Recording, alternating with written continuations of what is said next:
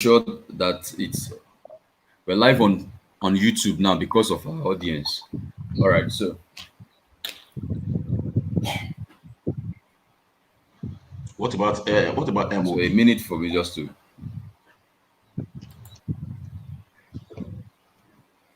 Okay, Good MOB. morning, MOB. We're so sorry for. Good morning. When Good my when morning. my cheerleader is on the call, I dare not complain. Always looking straight away. Good We morning, need sir. to we need to say special thank you to PY. And then I'm gonna tell PY Honestly, to get some good dogs now. okay. Ekaraba. Caro, Pastor Unike, it's so nice having you here. Thank you I very much, just sir. told I just told someone that Pastor Unike is gonna stretch our mind again. And having Pastor Payemi on the call too. And with Hey, ideation, I'm here with my daughter to write and write and write. I'm a student. I'm a Ah. student in this session today. Well, Ah. we're all here to learn. Yes, sir. You know, I'm so sorry when you are for. Okay, go ahead. no, no, no, no. Go I said ahead. when you're in the midst of very intelligent people, you do less of talking. Ah. You open yourself up to learn. MOB, we're waiting for you to speak. We're waiting for you. Pastor of God. Okay, well done, sir. good. Okay, now we are on YouTube. The YouTube is working now. Okay, So YouTube is I'm going on. to send the yes, I'm going to send the link now to you, MOB. Sorry, I'm Okay. going to do that through you, sir. Okay, no So problem. that at least we can start as soon as possible. Uh, I'm going to send that now. Let me see.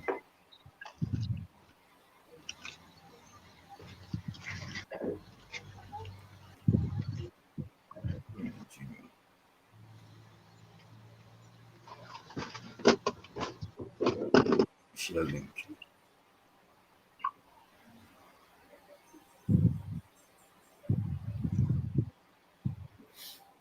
Okay.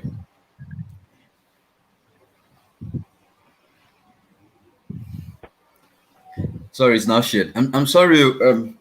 I okay. I've sent it to you, sir. I've seen it. Okay. Um, I'm trusting God that I learned something yesterday. There's no shame in being vulnerable. So I'm trusting God that NEPA will restore my light. I'm not on Gen. I subscribe for solar, but I there's a little issue which is beyond my control. So the only opportunity, the only last resort I have now is for NEPA to show up. So I'm trusting God that they'll show up. But nevertheless, I think we are good to go now to hit the ground and of course, to run. I'm trying to see if I could make I don't know how far about I don't know how far about StreamYard. I'm trying to see if I can make anyone among us a co-host so that in case anything happens to my battery on the system before I will join on the phone.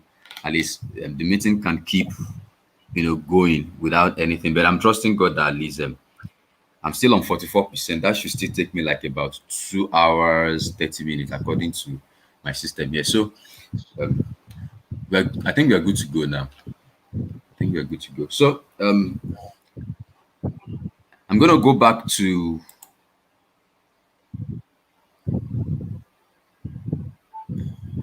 where I am here.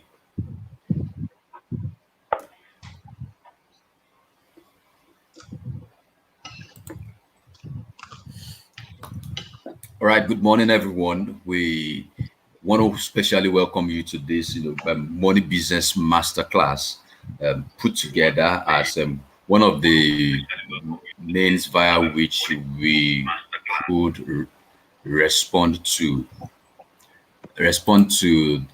of course, the situation of things on ground presently as far as the world is concerned, and vis-a-vis our money, which is very important, and that's why we're doing this today. We're here today to look into, of course, money and economy, talk about loans and debt management, in order for us to be able to understand what are the things we have to put in place in order for us to be able to you know um master, manage, and of course, get it right when it comes to money. And today, we have on this, call today, great, erudite, speakers, practitioners, and of course, leaders, within their, different, areas, sectors, coming on board, to talk to us, about, some, key, important, topics, topical, issues, such that we need to, of course, focus on, and of course, master, in order for us to be able to, get it right as far as money is concerned in this season. So I'm glad to come across your path today. My name is Ayodele Adebayo, Mr. Ideation, my brand name. And of course, on today's call, we also have Mr. Okweyemi Folorunsho, here with us as well. Then we have Mrs. Oyenike Adeleke here with us. And also we have Mobolaji Bamidele here with us, popularly known as MOB. I mean, when you see, three people, on board, you need to, of course, get set, for a great time. And without wasting much of our time, because we've really wasted lots of time due to technical issue. All right, we're going straight away to start, of course, and of course, to enjoy the best of today. I don't know if Mrs. Oyenike is ready for us right now. All right. So without wasting much of our time, all right. So they say ladies first. All right.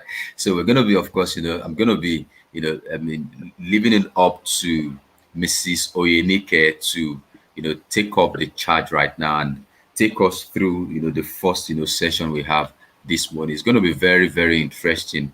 All right. So I'm not gonna be talking about what she's gonna be talking about, but I'll allow her to, of course, introduce herself and of course, talk about, this. So let's make welcome Mrs. Oyenike.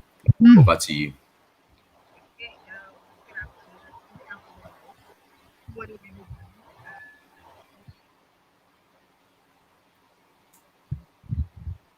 Can you please increase your volume?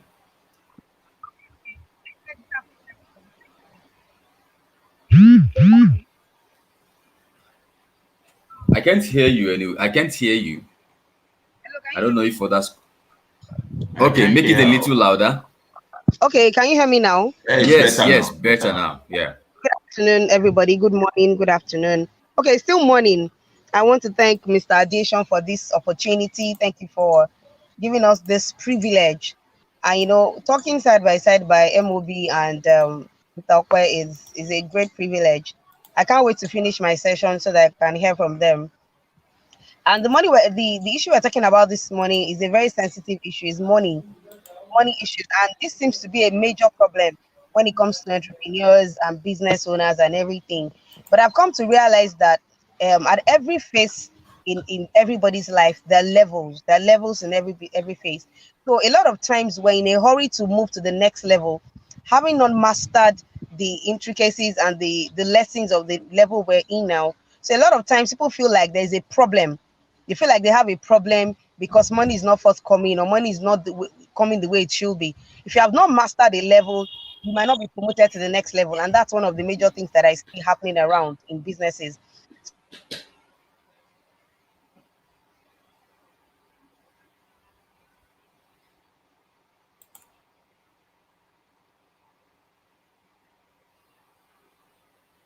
So this morning I'm supposed to be talking about money does not jump on people. The fact that you have an idea does not mean that you have money to run it.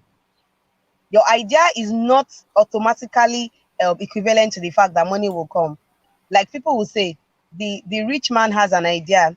I mean, the poor man has an idea. The rich man has money. Have you come to realize that a lot of poor people have ideas, they don't have money to run it, and some people have money, they don't have ideas to run it. So that's just a simple equation. It tells you that the fact that you have an idea and you don't have enough money or enough capital to run it, you should partner or network to reach people that have the money and that cannot afford to use it.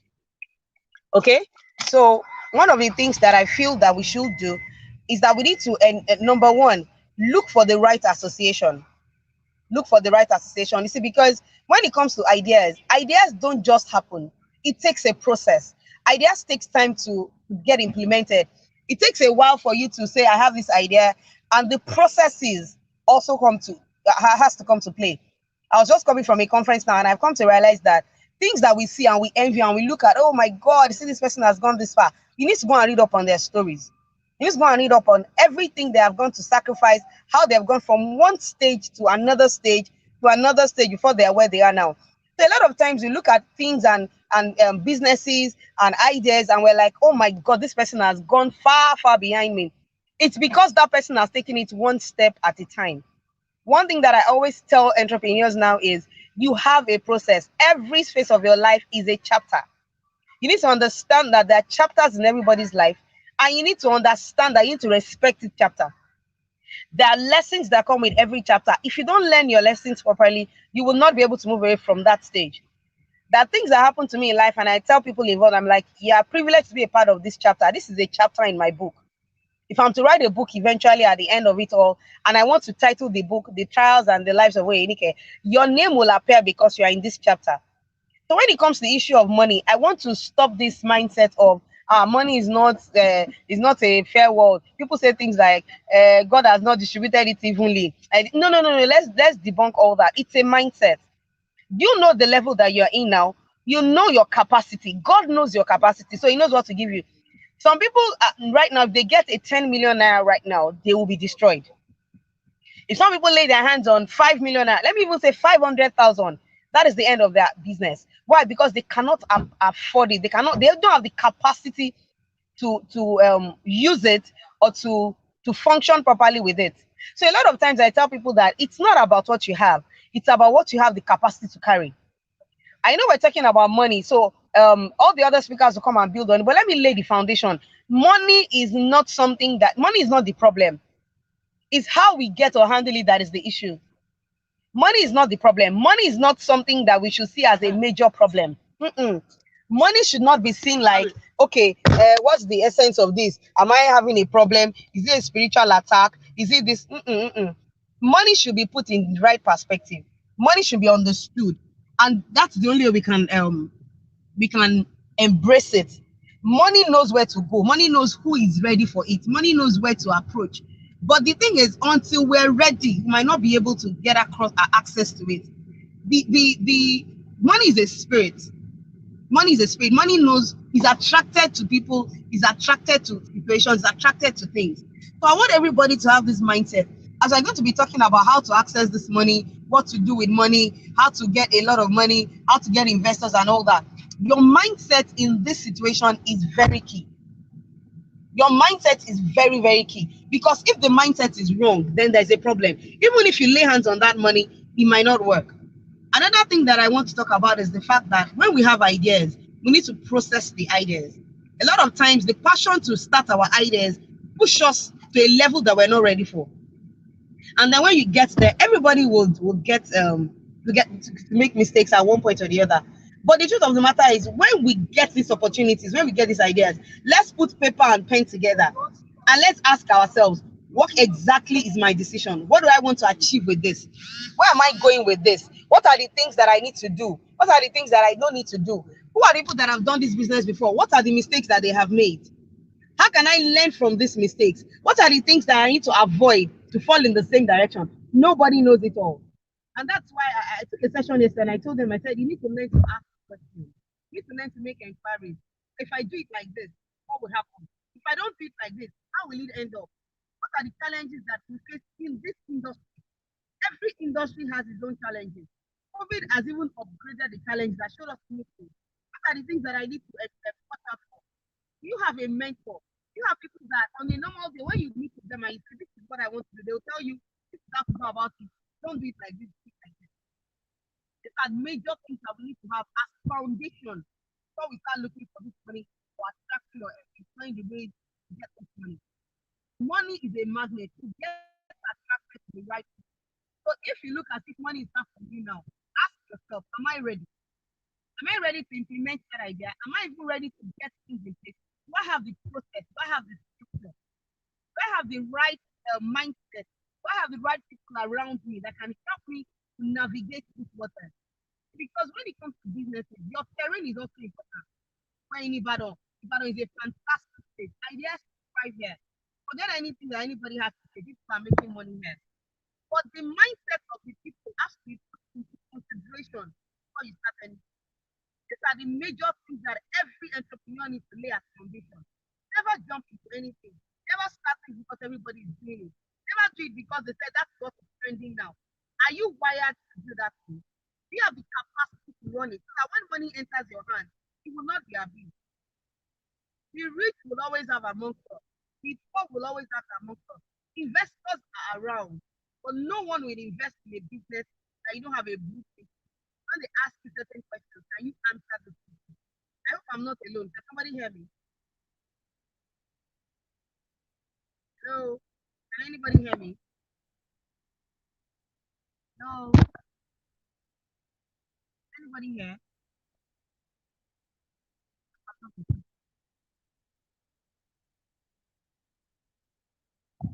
No? We are here. We are here. We are here. We can hear you clearly. Oh, Go ahead. We can hear you. We have to lay, we have to lie low. Oh, I think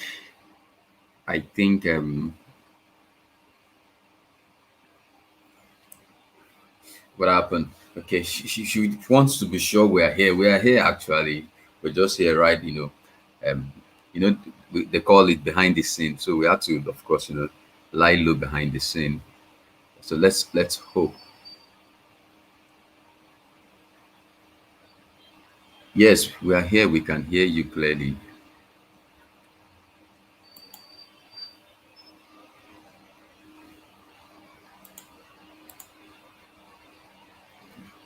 Okay, I don't know. Do we have to wait for her, or let me try as much as possible to get in touch with her? Let me get in touch with her.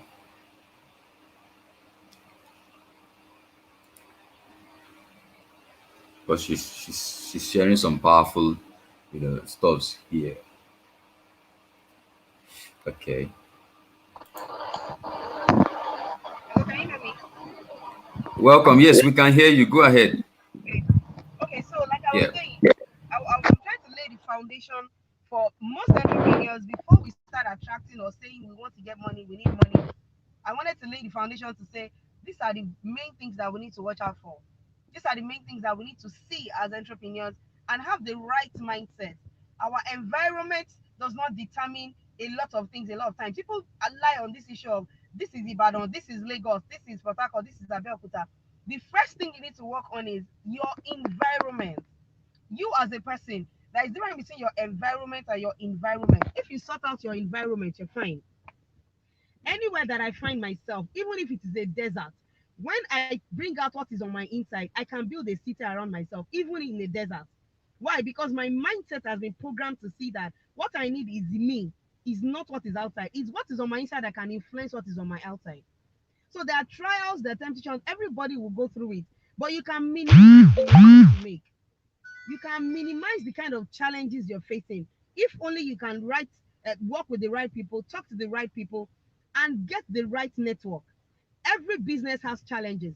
Every business has the uptimes and the downtimes, but it can be minimized if only we can understand that money will get attracted to whoever is ready for it. Money actually has wings. Money has wings and it can fly away. As much as it can approach, it can come to you. How do you think people have an idea? And before you know what is happening, you just see that people come around to say, I'm interested in what you're doing. Can I be a part of this? Oh, this is a fantastic idea. And there's people that they've been going around with the same ideas and nobody's interested in what they're carrying around. It has to do with what you have to offer. People read beyond your looks, beyond what you've written down. They read beyond the fact that you told them that you can make 10 million naira in 6 months. There's an atmosphere that money carries. There's an atmosphere that the person carries that would attract money to you. Everybody has a force field around them. What force field are you portraying? What is the force field that people are feeling? when they approach you? What is that thing that will make people want to either invest in you or run away from you? These are the basic foundations that every entrepreneur needs to understand. You, as a person, who are you? What is your capacity? What can you do? Have you done something before that has failed? Have you learned from your past mistakes? What are the lessons that you have learned? Have you been able to say that, okay, despite the fact that I've made these mistakes, I will not go over it again? Why? Because you have written down the mistakes you've made and you have learned from them. These are the basic things that, and the mindset every entrepreneur needs to have before money comes to you, before you start embracing money, before you start getting what you need. Everyone needs to understand the basic things that brings money to you. And I think these are the major reasons why we need to have and lay a foundation before anybody builds on it. Before they tell you that you can get money at this place or you can approach that place to get money, the foundation has to be laid. I think I'll stop there for now.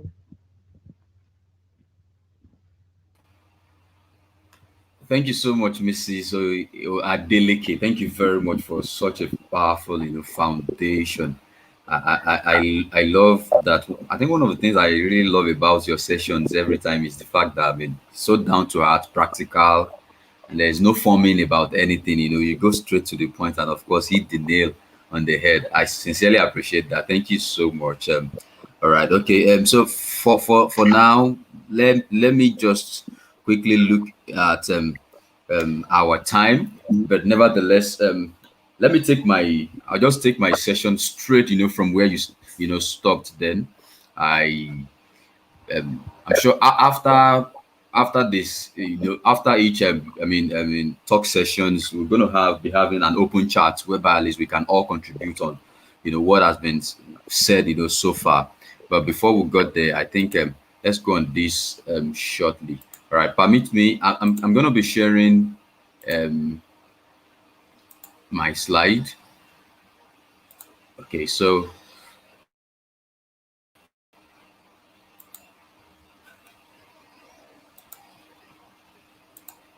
can you see this?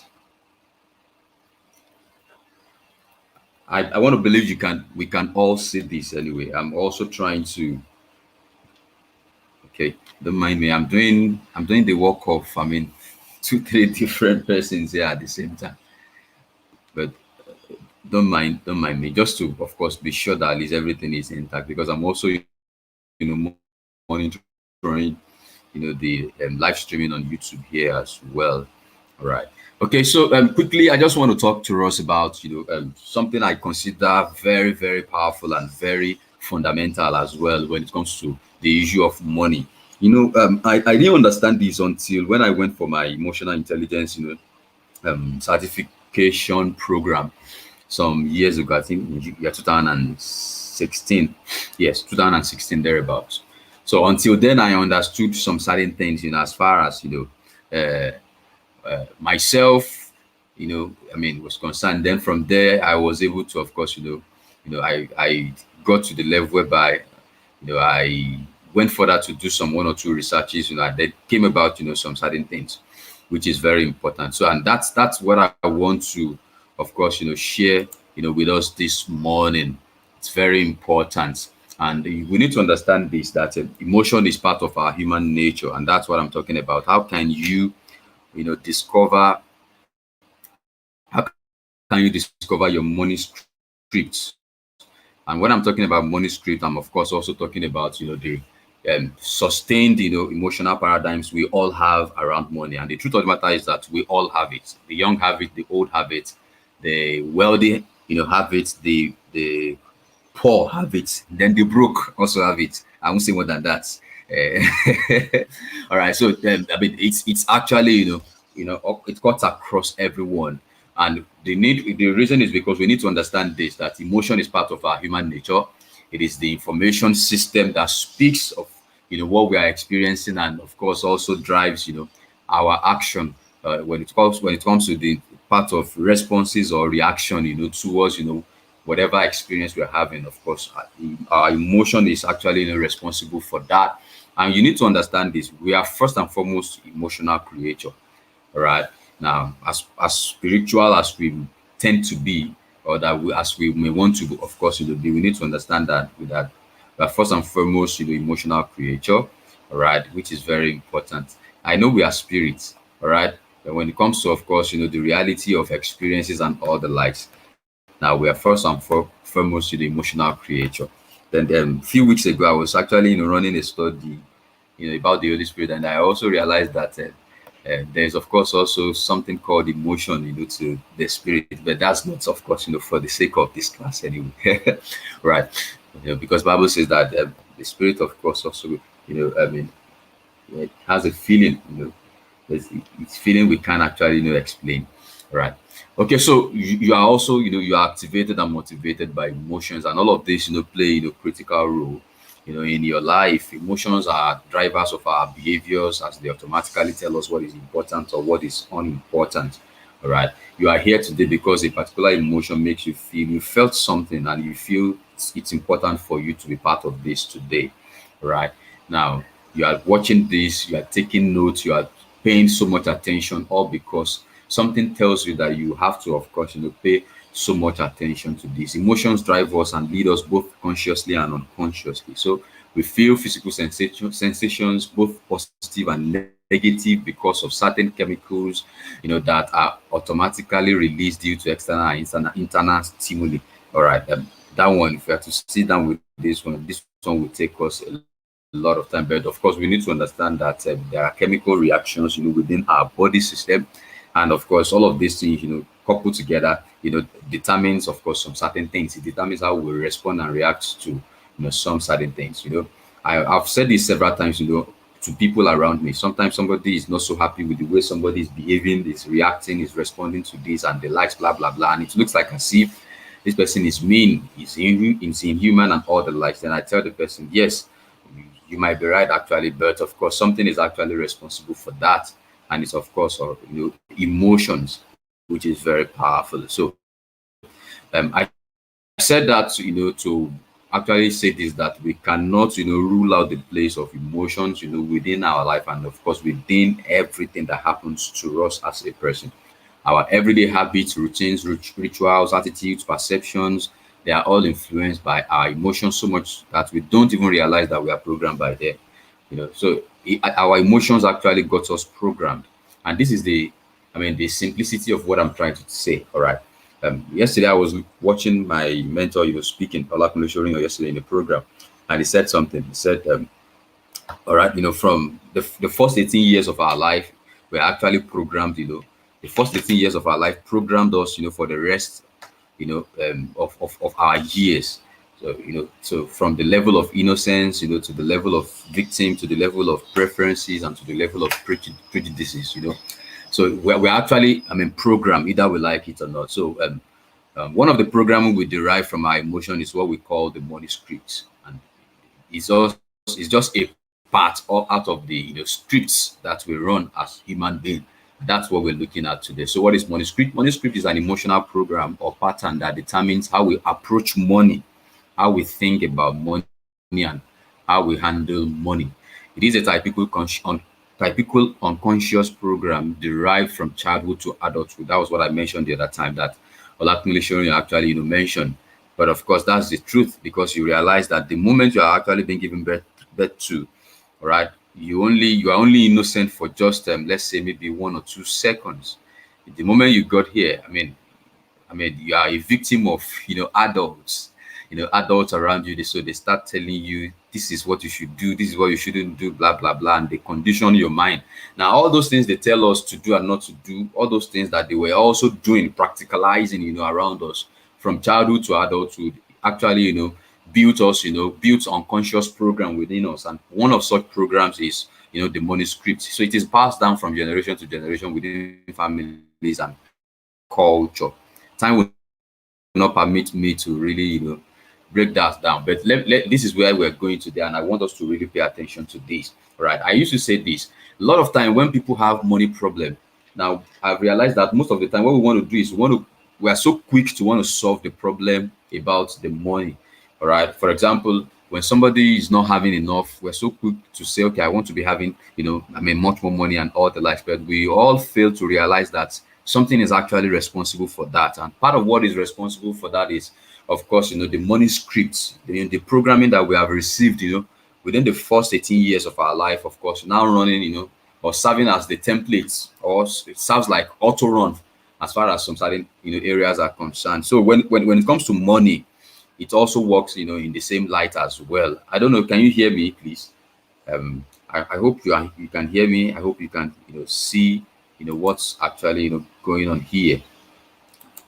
All right. So if you can hear me, if you're enjoying this, if you are getting along, please let me know from the comment section.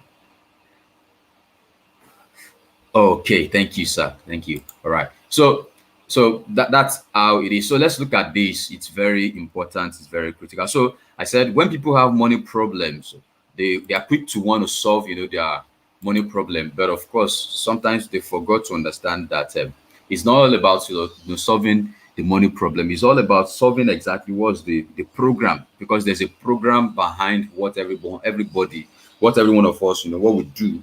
All right. So what I do, not only limited to money, even what I do within marriage, within life, within towards success, the way how I respond or react, to challenges, situations, they are all, of course, within program. All right. I'm still looking forward to a particular day where we will have a great time to, of course, do some, positive programming, so that at least we can really, re-engineer and rewire people's mind towards success. But of course, I'm going to leave a part of that to MOB, during the session today anyway.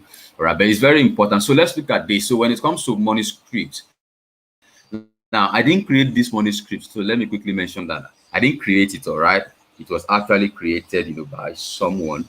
But of course, I came across this. Since I came across this, I've actually used it, to speak at different, seminars, conferences, and especially when it comes to money and money, finance, and of course, family, which is very important. But of course, this also works, with every individual. So we have 4 classes of, scripts, or 4 different scripts. The first one is money avoidance. Now, when it comes to money avoidance, people that run on the script of money avoidance, they believe that money is bad. All right, they believe that rich people are greedy and unethical. They believe that money is less, that they believe that people should be less deserving of money, and they regard earned money as virtue. And of course, unearned money is immoral and is wrong. People who actually run on this kind of script, will tell you that you should not be part of Ponzi scheme. And let me quickly say this, all right? For all of these scripts, there's none of this script that is actually bad. All right. So as a life coach, so I would say as a coach that there's none of this script that is actually bad. All right. So if maybe money avoidance is your own, if money status is your own, if money worship is your own, if money vigilance is your own, there's no problem with you. All right. So let's quickly run through this now. So people that has that run or operate within money avoidance scripts, don't forget I said it's a programming. All right. So they regard money as source of anxiety, fear, and disgust. So as a result of that, so this really guide them. So people like this, when you talk to them about money too much, they feel maybe you are a little carnal. They feel maybe you are this and that and all the likes of there. And as a result of that, they're always very conscious. So when they enter into a particular place, people like this, they will not like it if their pastor talks about money in church. They'll feel, why should pastor be talking about money and all the likes? All right. So, and it's not their fault. They are okay. All right. It's just, of course, it's because of the programming they have. So the second one, money worship, talks about the fact that money leads to happiness and fulfillment. So these people within this category, they want to have money because they believe that when I have money, I have happiness, I'm fulfilled, and all the likes. So they also believe that money will solve all problems. It's not their fault, like I said, it's a programming. All right. So they also believe that money will never be enough. So they are always looking for more money. And then they are vulnerable to workaholism, all right, because they believe that I need to make more money. And because they believe that the more I work, the more money I can make. So they are all 24/7, they are ready to work. They are prone to compulsive spending, all right. And of course, they chase happiness in the form of wealth, which is very important. So the next, of course, script, because of our time, talks about money status. This script believes that net worth is related to self-worth, all right. So that if I really want to have, my net worth, is according to my self-worth and all the likes, which is of course good. It's okay. So people like this also, they said that they show off, wealth at all costs. So people like this, they don't mind going into debt, to kill, defraud. Not all of them anyway, but some, among them. All right. Some who actually practice it, to the extreme, could actually go to the extent of doing, some of these things. So they could go into debt, go kill or defraud just because they want to show off wealth at all costs. All right. Then they are on the mission to impress others. Then they believe in getting rich quick syndrome. So people like this, tell them about MMM, tell them about, I'm sorry I mentioned MMM anyway. Tell them about, Ponzi schemes, they will jump at it. All right. It's okay, it's fine. Then the last one, of course, talks about money vigilance. Talks about, the people that run these scripts, they put their finances in order.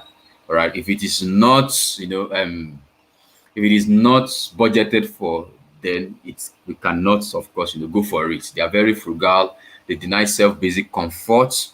That's some of the detriment, of running this kind of a script. They have tendency of becoming miserly. You know what I mean? Then they have fear of spending money unnecessarily. Right. So these are 4 categories of money scripts that we have, and it's very important.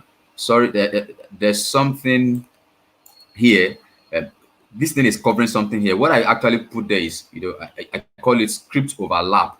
Now, which means that some of us, almost everyone will actually operate, within this, 4, money scripts. But sometimes we also overlap as well, depending on, situation and circumstance. For example, if you look at it very well, somebody who actually, runs on money avoidance and money vigilance, could actually, the script could overlap in the sense that because they know that, because they believe that end money, is the real thing, because they regard end money as virtual. So they are trying as much as possible not to just spend anyhow. So you can imagine, money avoidance, working, also in some certain aspect as, money vigilance, in a way. Time will not permit us, to really break this. I wish our initial plan will actually work out so that at least we would have taken, people through, this, one after the other to see, so that you can, of course, see yourself, out of this. And this is it. The lesson here is this, that a lot of people, set themselves up, on financial journey, wanting to make wealth, become rich and all the likes, but they don't really understand exactly, who they have become as far as, money scripts and programming is concerned. And if you don't understand some of these things, you might really not really be able to get to work on yourself, towards, that financial,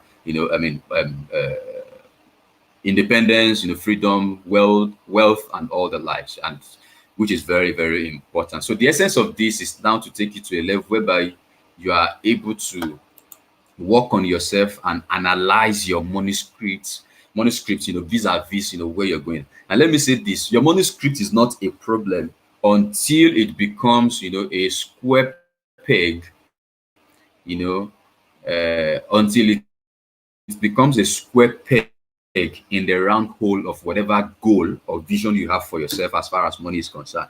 So this is it. If you have the vision that, okay, I want to become a great investor, but you don't know how to, of course, save money, and of course you don't know how to, keep money aside, you realize that script, of course, will be detrimental to you, and that's very, very important. So that's one of the things I want us to, of course, take home, from this, short, session here, that as much as you want to, of course, become wealthy in life, and of course, improve yourself as far as money is concerned, all you just need to do, if you have an understanding of, the kind of script that you run as an individual, then vis-a-vis the kind of goal. For example, if you want to, of course, increase, I teach this, often when it even comes to people setting, New Year resolutions. Say, okay, in this year I want to make so much money, blah blah blah. You need to understand, of course, what kind of script you run, and then that will really help you to, of course, build yourself, and of course, you'll be able to know first, okay, maybe I need to deal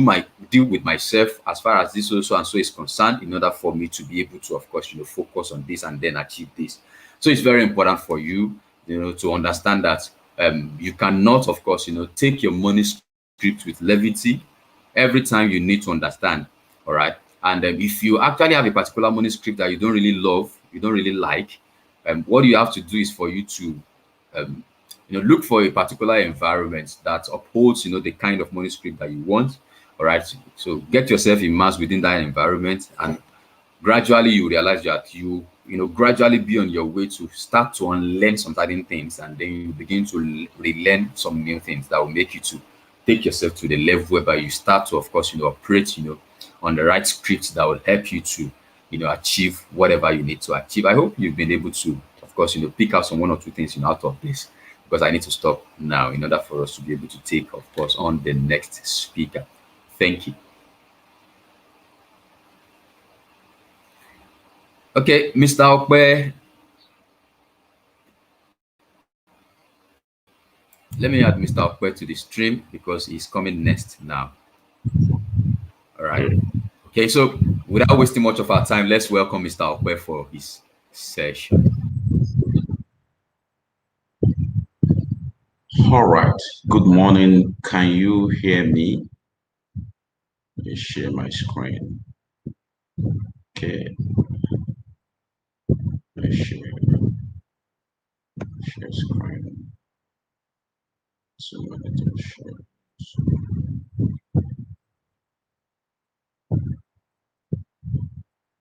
Share screen. Okay. Hello.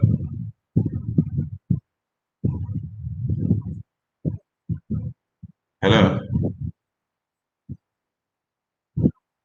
Hello. Can we hear me? Yes, we can hear you. We can hear you, Hello. Mr. Okwe. Okay, Hello? you can hear me. Okay. Okay, so I can Yes, go ahead. you can. Okay. Yes, you can go That's ahead. very good. Okay. Yeah, thank you so much for this opportunity. I will be sharing with us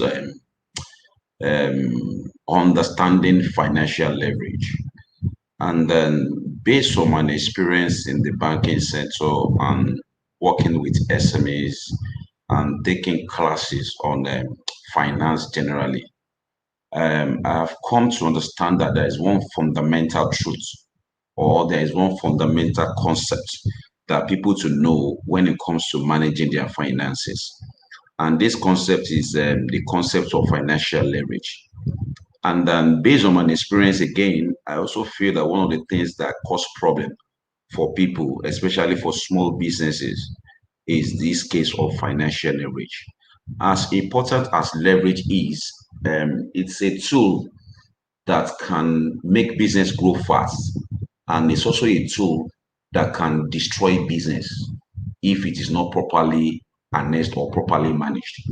So that is why I want to take maybe the next 15 to 20 minutes to try and make us understand what financial leverage is all about. So I will take us through the definition of financial leverage. I will try and show us the condition for financial leverage, and I'm going to try to bring one or two case studies. So which we enable us to have a full grasp of what this concept is all about. Now, what is financial leverage? Financial leverage is the use of borrowed money, which they call other people's money, to purchase inventory, equipment, other business assets with the aim of increasing your return. Now, let me explain it this way. Leverage is derived from the word lever. So in physics, it's like what you use to carry heavy load. So lever is just a small equipment used to carry heavy loads. So what leverage is all about is something that you use to carry what naturally you could not carry. That is what we call financial leverage. Now let me go through the definition again. Financial leverage is the use of borrowed money or other people's money to purchase inventory, equipment, other business assets with the aim of increasing your return. Now, what is the importance of financial leverage? Now, for a normal business, let me try and explain this concept. A lot of times, we live in the world of opportunities and we see opportunities on the daily basis. And let me say, fortunately and unfortunately, is not all the opportunities that come to you that you have the resources to grasp. So sometimes in business, you see opportunity that you don't have enough equity. What I mean by equity, I mean your own fund. Take for instance, you are into buying and selling, and your working capital is like 1 million, and somebody introduces you to a particular product that is you will probably sell very fast in the market, and you feel that this is the product that you should sell. But of course, your working capital is 1 million, and perhaps you need like 5 million to do this business. That is what leverage comes. That is when leverage comes into play. There is an opportunity, but you need money to mine the opportunity. So from what I said about importance of leverage, sometimes a business owner may not have enough equity that these owners want to take advantage of an opportunity in the market. Then it becomes imminent to use borrowed fund or to let go of the opportunity. So that is what leverage is all about. There is an opportunity in the market for you. Is either you use your own money or you use other people's money or you let the opportunity pass by. In a country like ours, or for most SME, you know there is always a very strong drive to grow. There is always a very strong drive to expand our business. And that is why people go into leverage, people go into borrowing, people go into loan blindly at time without understanding how they should step into loan. What are the things they need to check? What are the things they need to do? What are the things they need to not to do? They just see opportunity because of the aggression or because of the drive for them to grow. A lot of people just go into loan, they go into other people's fund, and they get their hands burnt and they get their business bungled at times. Now, what are the conditions for leverage? Now, for you to be able to use leverage properly, these three conditions must be satisfied. Number one, there must be a very clear opportunity in the market. There must be a very clear opportunity in the market. Before you go out to take other people's money, before you go out to take loan, before you go out to ask somebody to lend you money to do business, the opportunity must be clear to you. If there is no opportunity, you should not go near other people's money. You know, I've seen cases where people say, come and take loan.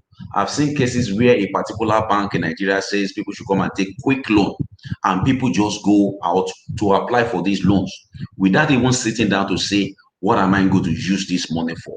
So if there is no opportunity, and when I mean by opportunity, I mean business opportunity that will generate income to pay the loan. If you do not have opportunity, clear opportunity, you should not have any business going into leverage. Then number two thing that you need to learn in leverage is that we need to understand that when you see this opportunity, the number one thing that should come to you is you should be able to use your money. It is only when you don't have enough equity, or perhaps your equity are tied into something else, that you say you want to use other people's money. And I think this is what the lenders or the banks usually do when when you approach a bank as a new business for a loan. More often than not, not only in Nigeria, a lot of other countries too. That is what applies globally. They are willing to give new businesses loan because they don't have equity in that business. So when you see opportunity, the next thing you should look at is, can I drive this opportunity with my own money? And the reason why you use your money is your own money at times. If it is your own money and you fail in that business, quote and unquote, it is your money. You don't have anybody chasing you. You don't incur interest. You don't have the lender running after you. You don't have your collateral liquidated. You don't have your business taken over. So it is safer at times to use equity first. But when the equity is not available or you have exhausted your equity in that business, it is then you can consider leverage. When you don't have your equity in that business, please do not go near leverage. Then the number three condition is there must be a proven business and market experience. Never take loan to do a business that somebody introduced to you that you have not done before. If somebody introduced a business to you, use your own money to do that business. If you do not have money to do that business, get partners who will invest into that business alongside you, who will design the business together with you. Then the two of you becomes owners. That is not loan. You do not go and use bank's money, other people's money to finance a business that you do not have experience. That is why I said that if you are new in the business, run that business with your own equity first. If you don't have enough equity, bring in partner. Run it together for some time. Be sure you have the market experience. Be sure you have the business experience before you go into leverage. So before you use other people's money, the number one thing that you should do, I want to recap now, is there must be opportunity, there must be scarcity of equity, or you have used your equity and you need more money. Then there must be, more importantly, there must be proven market experience and business experience before you go into leverage. Now, let me explain how leverage work. Now, for me to explain it clearly, I will have to go to my next slide, which is the case study one. Now, you need to follow me on this case study because I'm going to take you through a simple calculation. It is not so difficult, but if you don't understand this calculation, you may not be able to understand leverage. And again, in business, I feel that people should be very comfortable. When I was preparing this, I thought, should I be teaching people calculation? Should I be showing figures? And I said that if you're not comfortable with figure, I doubt if you can do business successfully. I'm not saying you should be doing calculus. I'm not saying you should be doing logarithm and all those things, but simple addition, subtraction, multiplication, and division. You should be naturally be comfortable with figures. So let's look at this case study. Jane runs a fast-growing hairdressing salon in Lagos. One of our old friends who lives in India introduced her to a manufacturer of human hair in India, and she wants to take advantage of this opportunity. Jane decided to import 100 sets of the hair at the rate of 20,000 naira per set. She has only 1 million naira in her account, and she took a loan of 1 million naira from a finance company at an interest rate of 5% flat per month. Now, it will take 1 month before the hair is delivered to Jane, and she projected to sell all the 100 sets of human hair within 1 month at the rate of 35,000 naira per set. Analyze Jane's business decision. Now, let me give you a summary of this question. Jane is into hairdressing.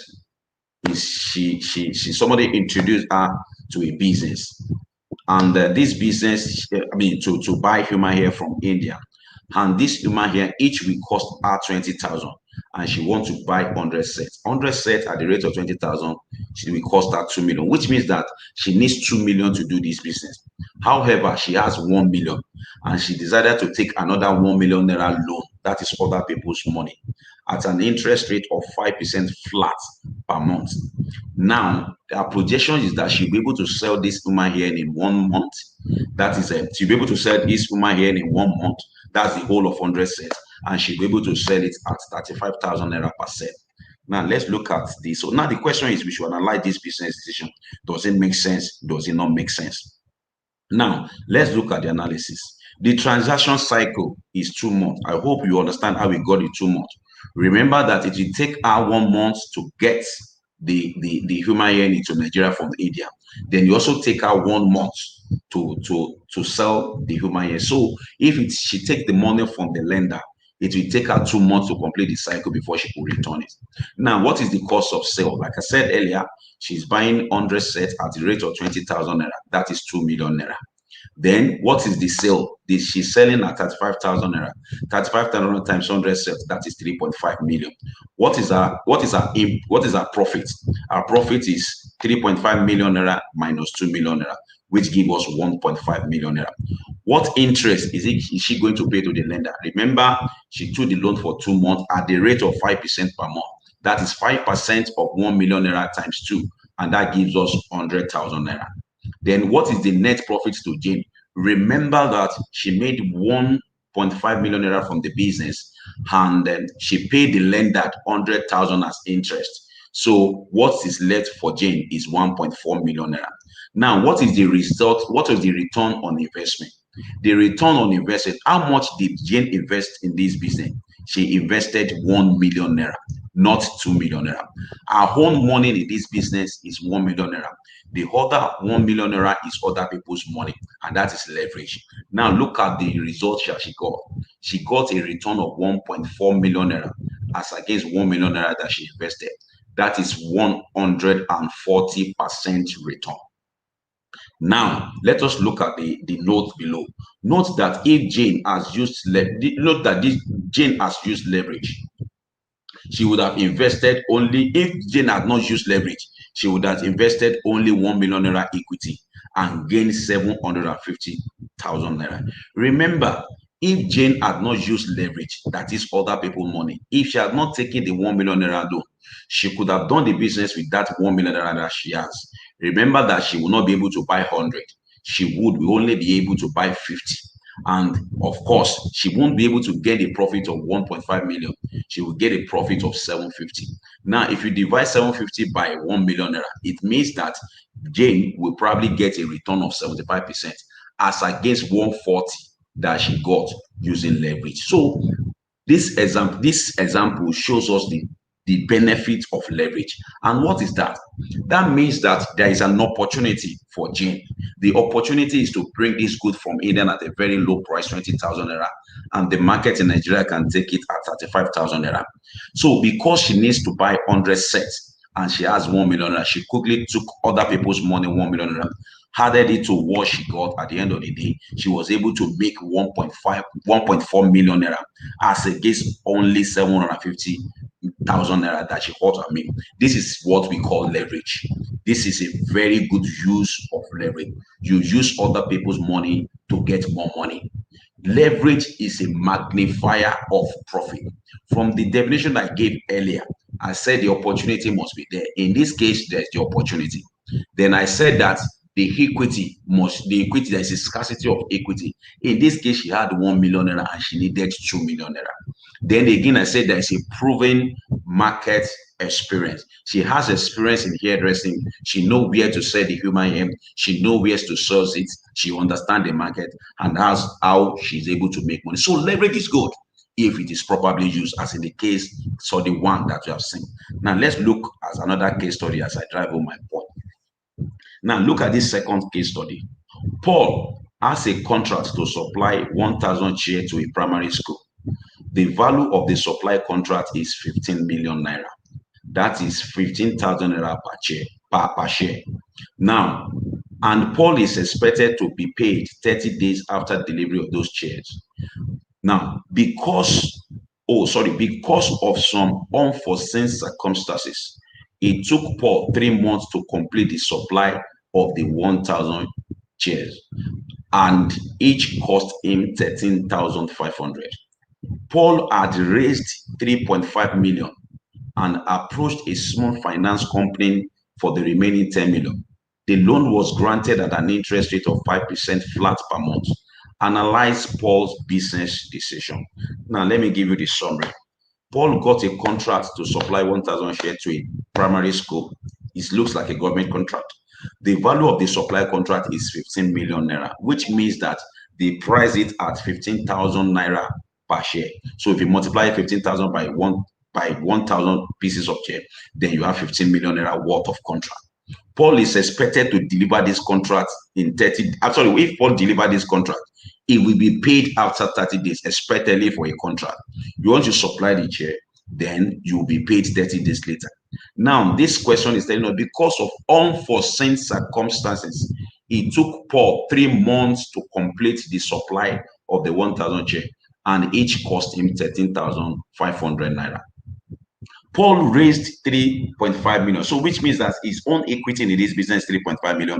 And he went out to take 10 million naira loan from a bank at the rate of the same 5% flat, just like Jane per month.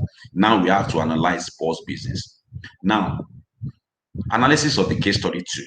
The cost of supply is 13.5 million naira. Remember that it cost him 13,500 to do one chair, and it did 1,000. The contract sum, according to the contract, is 15 million. Profit before interest. The profit that Paul made from this contract is same 1.5 million naira. But remember, the interest for 4 months. Do you know why the interest is 4 months? It took him 3 months to complete this contract. I can see somebody who does not really understand the business here. It took him 3 months to complete the contract. And remember, it is stated on the contract that you will not be paid until after 1 month. So the total cycle, the total tenure of the transaction is 4 months.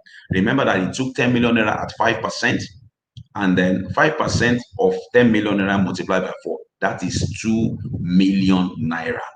Note that it took 3 months to supply the contract. Like I said earlier, that's a 3 million, that is 2 million naira. Remember, the profit from the contract, 15 million minus 13.5 million is 1.5 million. Then the next profit or loss on this business is a loss of 500,000 naira. Now, these are the issues that we have. Remember, in the case of Jane, she was able to make more money, but in this case, she lost money because of leverage. Remember that if Paul had used his own money, as bad as this contract looks, if he has used as his own money, this 2 million naira interest will not be there. Then he will still be able to walk away with 1.5 million naira. But because he had incurred a lot of interest expense, about to the tune of 2 million, remember, you have to pay the lender before you take your profits. That is the rule of the game. The lender must take the money before the profit. The profit goes to the owner of the business. The profit goes to the shareholder after you have paid the lender. As a matter of fact, you are not able to pay the lender has the legal right to go after your security, go after your property, go after every other thing that you have. So that is why leverage, for you to use leverage, you have to be very, very careful. Now, let me walk through the condition for leverage again. In my own opinion, opportunity is there. In my own opinion, the second stage is equity. It's only when you don't have equity. In my own opinion, the equity is not enough. The equity of Mr. Paul in this business is too small. You have 3.5 million naira only. You went to go and take 10 million naira to finance a contract. I feel that there is no balance between the equity and the borrow one. Look at the case of Jane. She had 1 million naira and she took 1 million naira. If in the case of Mr. Paul, if he had, let's say, 7.5 million or 10 million naira and he took a loan of 3.5, the case wouldn't have been bad like this. Then again, there is no experience. There is no proven experience. And I see this is the problem that people have in business that make their loan, that put them in financial mess a lot of time. They see opportunity and they jump at it. It is not every opportunity that you jump at. When you don't have the expertise to mind the opportunity, you don't jump at it. You let it go. Sometimes you let opportunity go. Your new opportunity will always find you. That is the truth. Or if you must take that opportunity, you need to bring in people to help you look at it. In this case, 3 months to do the contract for Paul. He said, look at the question. He said, because of unforeseen circumstances. If it was somebody that has experience, he would have known that he would probably need 3 months. Maybe the person could have completed the contract even before 3 months. So it took him 3 months to complete the contract, whereas the interest of the loan is running. Then the government will also not pay until after 1 month. So he incurs so much interest. The little profit made of the business, the interest eroded. The interest eroded it. Now he's walking away with a loss. Do you know what has happened to Paul now? 500,000 out of his own 3.5 million in the business has even gone down the drain. So he's worse off. So if you had not done this contract, it would have been a better person than going into it. Imagine working for 4 months only for you to come back. You had 3.5 million. You work for 4 months only for you to come back and discover that your money is gone. And it's because he used leverage wrongly. Now, in conclusion, let me recap. Leverage is a magnifier. It magnifies profit when the return from an investment is more than enough to offset the cost of borrowing, like the case of Jane. Leverage may also magnify losses when the investment is not so profitable, like in the case of Paul. An entity that borrowed too much money might face bankruptcy or default during a business downturn. Thank you very much for listening to me.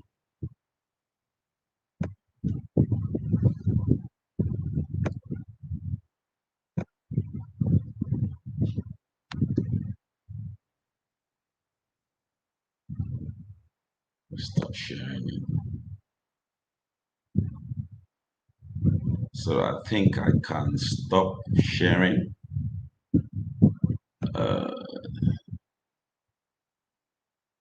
Sharing was cancelled. Okay.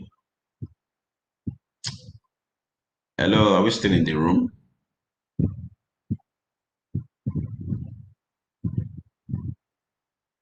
Okay. Hello. Is Mr. Aviation still there?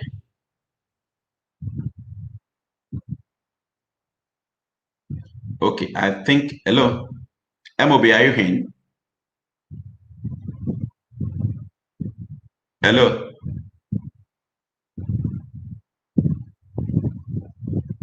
Hello, MOB.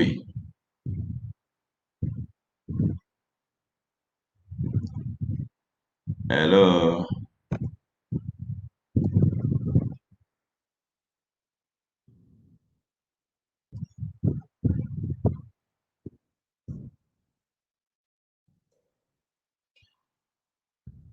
Hello, MOB. I'm backstage. I'm waiting for him to bring me in. Oh, I can't even see him. I hope his stuff has not even gone down now. But I listened to your session. Fantastic. Thank you very much. Fantastic. Thank you very much. I've been Him backstage. Okay, I think you are. Okay, I I'm think you here are now. coming up I'm now. here Okay. now. Oh, okay. Okay, awesome. That was a fantastic right. session. It was as if you and Mrs. Oyenike actually went into my notes. I think we should just close the meeting at this point. There's no All point right. having me again. There's so much to learn.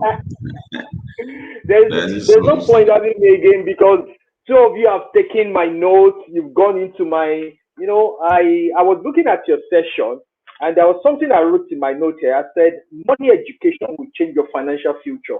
And that's exactly what you have printed for us.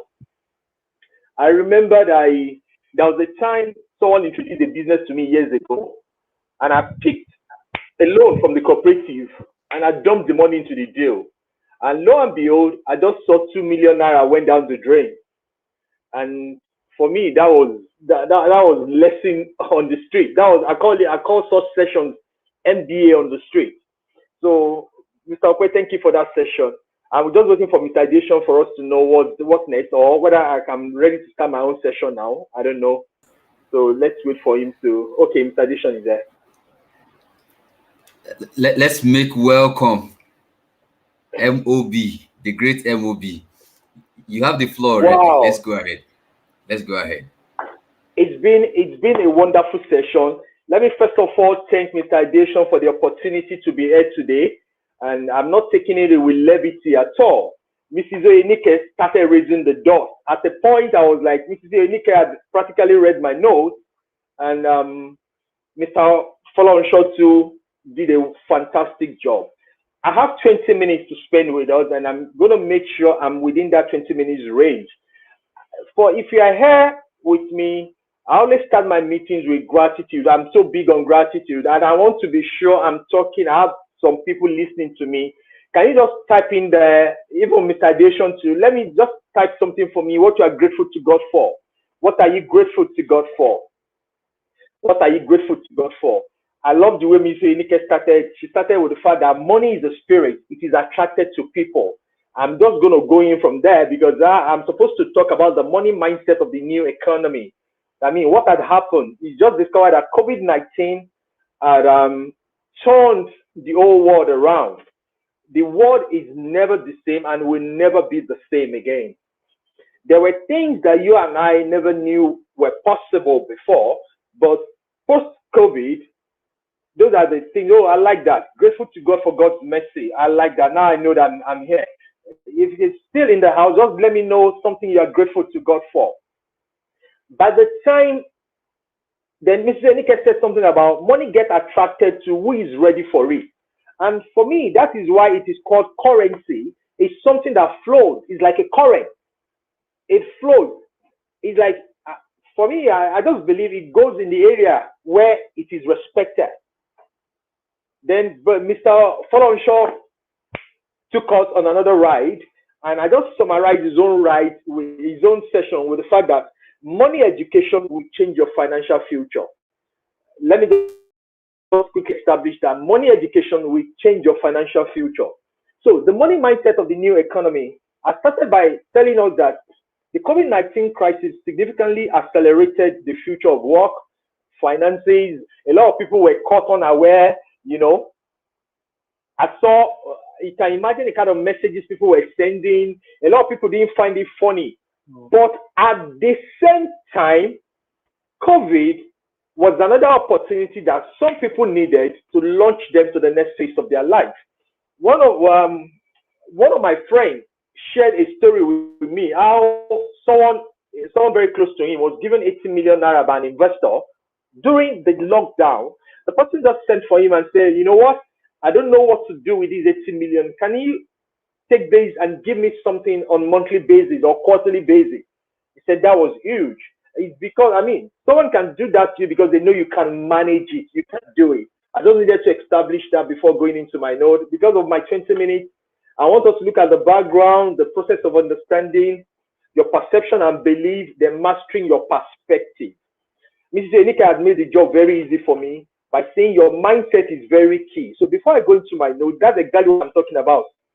Your psychology, how you think determines your ability to access the needed money. Like there's a way I put it in my notes. I said your mindset is either asset or liability. And that's the way I put it in my notes. And I was wondering, how can you write that in your notes? And I put in here that your mind is the most important asset you have because wealth starts from the mind. Wealth starts from the mind. It's a mindset. It's like I tell people during my meetings that some people are so poor that the only thing they have is money. So I'm not just talking, I'm looking at wealth as an holistic venture today, this afternoon.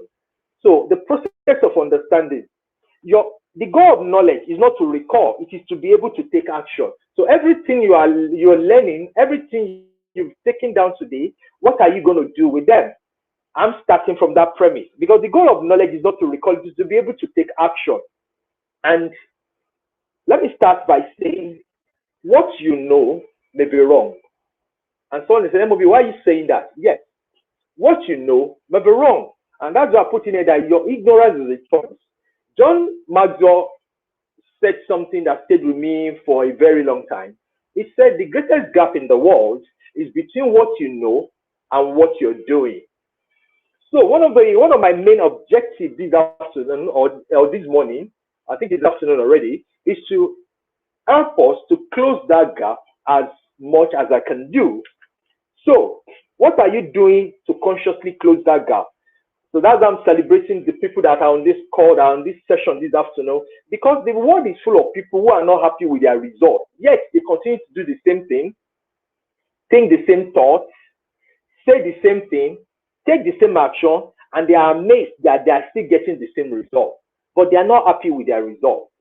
Your mind is the most important asset that you have. Wealth starts from the mind. Nothing is unrealistic. It all depends on the work you have done on your inside. There's nothing that is unrealistic. It all depends on the kind of work you've done on the inside. I've heard people say, if I can just have this amount of money, let me tell you a true life story.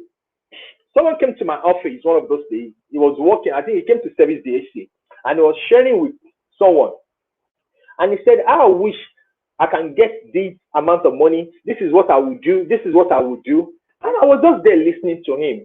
And a part of me was like, okay, be a blessing to this man. And I asked him, if I gave you so amount, if I sign that money for you now, tell me what you can do with it. The master is filtering. You see, you can't get the original part here. I said, but the same man that was saying, if I have this money, and the opportunity almost showed up and he messed it up again. And let me tell you another funny story. I was in the office one day, then I overheard two people discussing about a particular joint in town. And one of them said to the other one, this particular eatery in town, I don't want to mention names there. He said their foods are so expensive. The food, you need to see their price. And initially I ignored what the guy was saying. But at the point, I was interested because I eat there from time to time. And I know that they are not as expensive as the kind of picture he was painting for them. So I asked him, guy, have you eaten there before? He said, no, sir. Then Anna asked again, how did you know they are that expensive? He said, because of the kind of cars I see in front of the place. Oh my God, that was huge. You can see the kind of mindset. That's why your mindset is very important in the equation. Imagination is the workshop of the mind. He said because of the kind of cars that park in front of the place. So he just assumes he can never afford such a joy. And most of us are like that in different areas of our lives. We have aspirations, we have dreams. I want to do this, but deep down on the inside, you know that you don't want to do those things. You rather be in the comfort zone. And that's why I say your mind is the most important asset that you have. What is going on the outside of you is no more than a reflection of what is in you. It is what is, because you will never go beyond what is in you. And that is why I tell people that the most important part of you to work on is the inside. Because it is what you have on the inside that will ultimately produce what you have on the outside. I will give you another funny example. I was to move into this part of town. I remember my first building project in Ibadan. And my wife kept saying, MOB, I wouldn't want to follow you. You know, we're still on the understanding part, you know may be wrong. That I wouldn't want to follow you to that part of town. And I said, no, the Bible said we are the light of the world, we are this, we are that. And one of those days I was invited for the association meeting. That was before we finished the building. By the time I got in there, from the beginning of the meeting till the end, it had to do with resources, with money. Then they said, okay, we're supposed to pay this amount. And someone said, no, all of us shouldn't pay the same amount because if robbers or armed robbers should come to this area, they will never come to his house. That was the day I knew that, man, I can't live in that area. The mindset. So your journey from poverty to wealth is an internal journey. Whatever is in your heart will create the world you live in. I want you to note that whatever that is in your heart will create the world that you live in. Good thoughts and action can never produce bad results.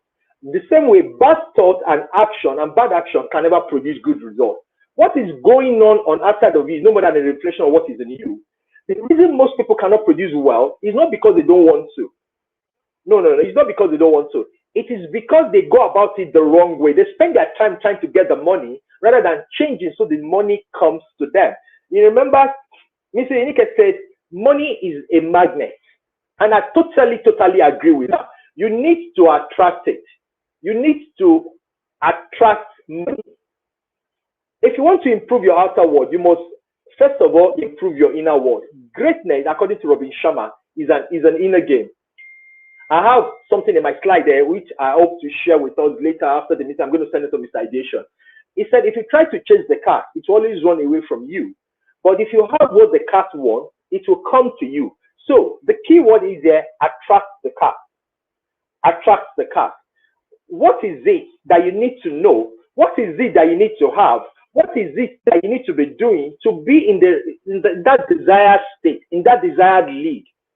I currently live in an estate where if you buy a brand new car today, nobody will even notice you have a brand new car. Everybody just looks at you, oh, it's okay. It's okay. You are good. I mean, they congratulate you. So look at it. Life is 10% what happens to you and 90% of how you react to it. Life is 10% of what happens to you, and that's according to Charles Swindoll, and 9% of how you react to it. So I have some checklists I want to run through with us this afternoon. Remember, I have 20 minutes with us. How you think is who you are. So my question to you this afternoon is, who are you? There's something called the law of awareness. You need to know yourself to grow yourself. I want to be sure you are hearing me because someone is trying to send me a message. Can we hear me? If you can hear me, please, can you send me a message that you can hear me? Can you hear me?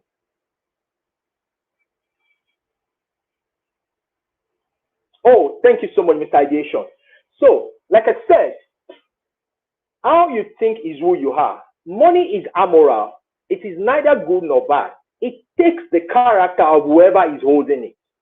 That is money for you. And I put in my notes, your thinking makes it so. You can imagine in personal development space, There's a principle or a law of becoming that simply says that each person, you are in a continual process of becoming, evolving, or growing in the direction of your most dominant thought. You are in the process of always becoming, evolving, or growing into the direction of your most dominant thought. So what is going on the inside is very, very important. Look at this. You can take all of Warren Buffett's money away, and in a matter of time, he will become a billionaire again. Why? Because of the way he thinks, because of his thought pattern, because of the way he says, what is your reaction to money? I love the way Ms. Enike puts it, that there's an atmosphere that money carries. What is your reaction towards money? I joined a particular group that was in 2018, and they did a progress. They sent a progress report yesterday in a group of less than 300 people, founded by someone that just turned 40. And as at yesterday, the investment in the group crossed 2 billion naira. And that is people of like mind, financial education. What happened? I noticed something. The first thing that happened to people in that group is something happened to their mindset. Something happened to their internal thought. Something happened to the way they see themselves. And that is why I tell business people, the issue is not about your price. Don't bother to raise your price. To me, raise your value. And you don't have to bring down your price to attract some customers. No. I totally disagree with that. That if you know what you are bringing to the market, if you know what you are offering, the market will always respond positively to you.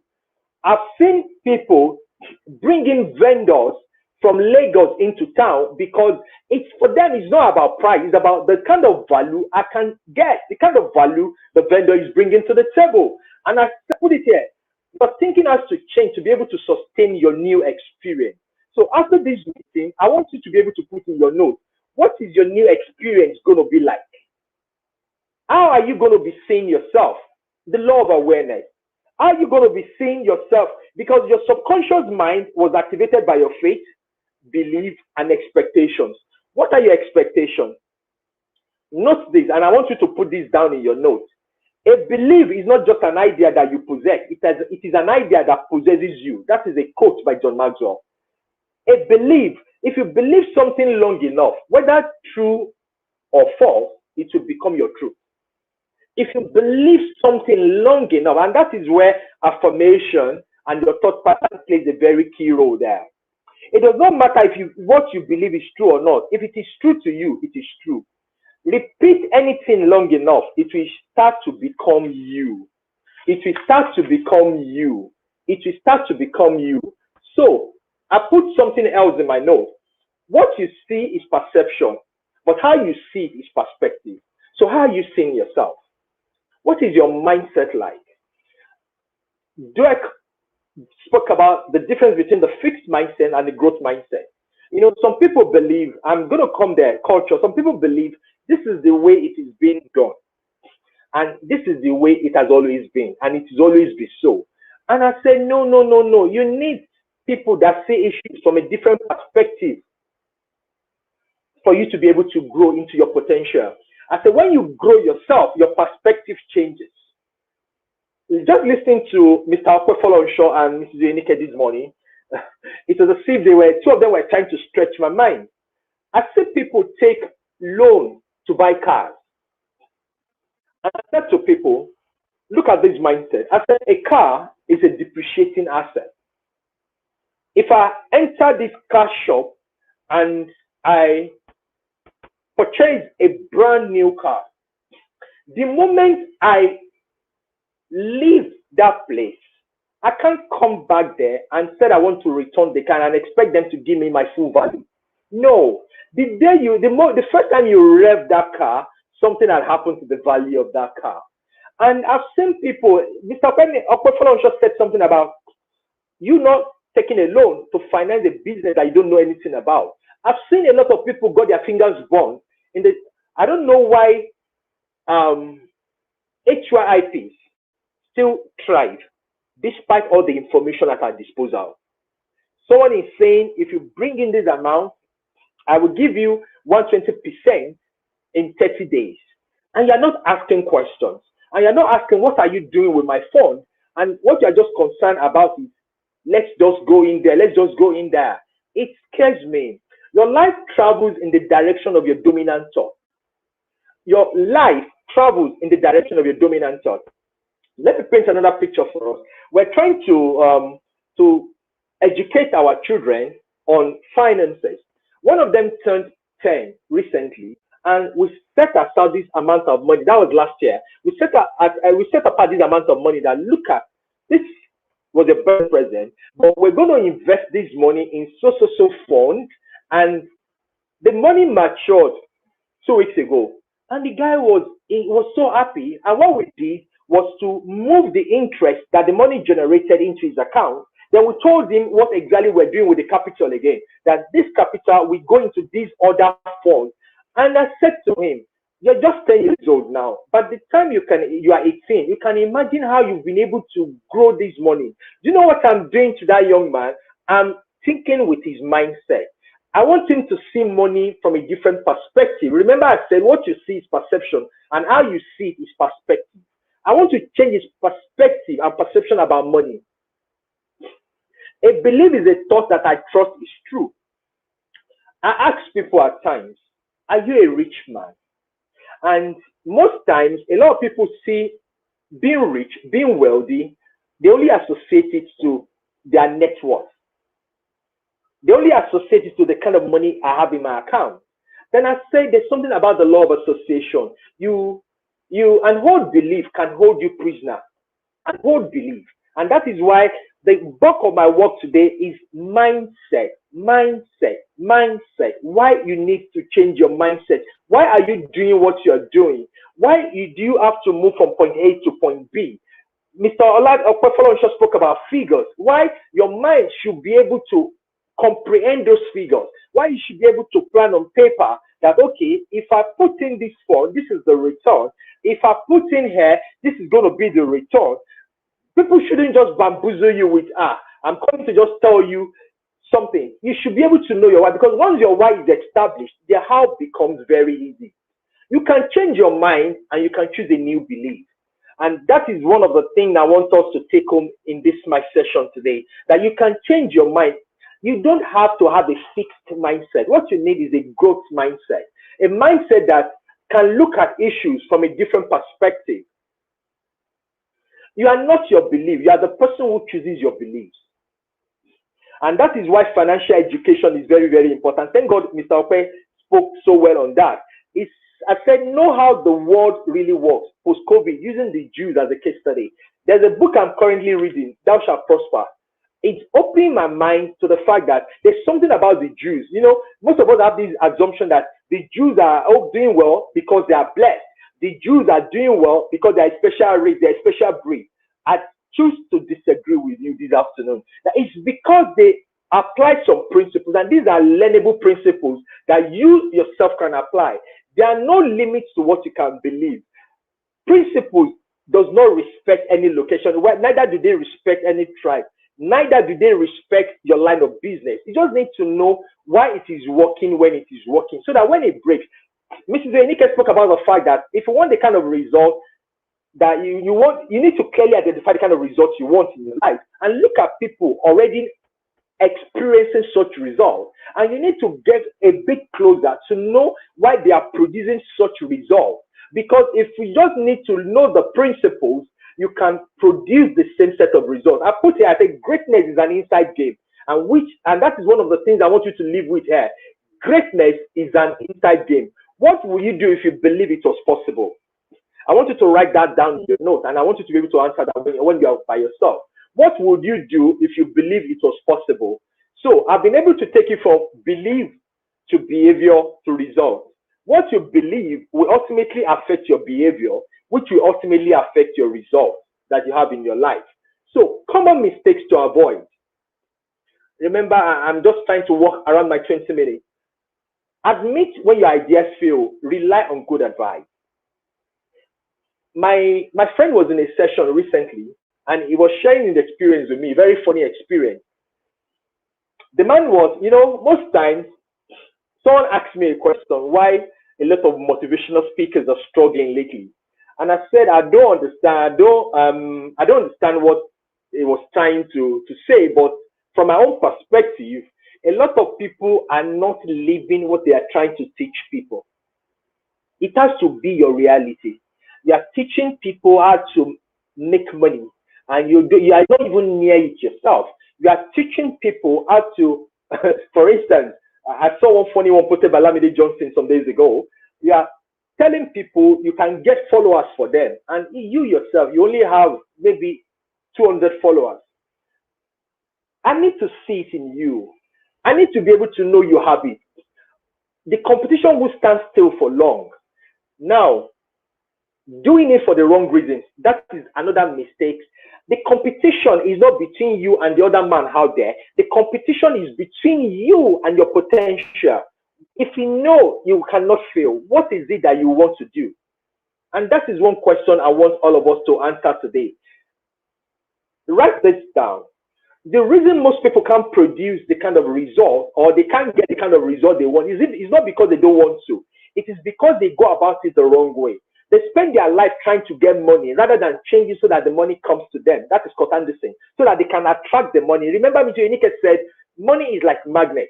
So who you become determines whether you can attract that kind of resources. Most times, if you don't have the mindset that can support it, if it comes, it won't stay long with you. Your mind will not be able to accept it. It will filter away. And that is why a lot of people can't sustain some things that they suddenly jump into. And mind the word I use, what they suddenly jump into, because their mind couldn't comprehend it. And that is why I say first within, then without. Always leave the 80-20 rule. That's one of the things that I want to leave with us today. I'm trying to balance, bring on my own points now. 20% of your clients bring 80% of your income. You know, this is Pareto's principle that you can apply in every area of your life.